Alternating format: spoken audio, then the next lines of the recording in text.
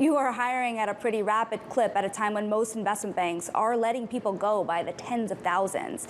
How significant are your hiring plans this year? Oh, they're quite significant. So if you take a step back, we have tripled our headcount in 8 years. We've tripled the revenues. Share prices up nearly 4 times. And if you look at the size we are today, we're still a half to a third the size of many of our direct competitors, and we're a fraction the size of the large banks. So we see tremendous opportunity to grow. This is an incredibly conducive environment to grow.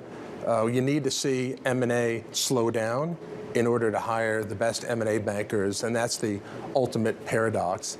And the reason for that, Shanali, is because the switching costs are much lower when you're dealing with a low-velocity environment.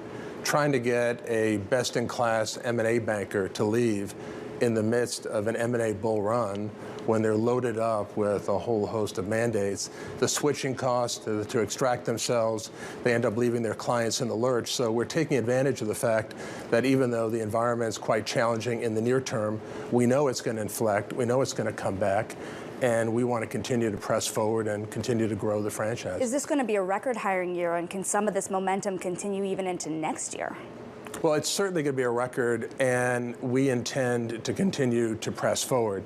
Now, how many individuals we attract to the platform, really, we don't control fully, because at the end of the day, we have a very clear sense as to who would work well on the platform, who's best in breed, who's best in class, who shares our vision, shares our values, and you cannot end up turning this into a quota as to how many you hire each year. But there's no doubt that we're still relatively small compared to the opportunity set. So if you ask me, are we going to be much larger 3-5 years from now? The answer is absolutely.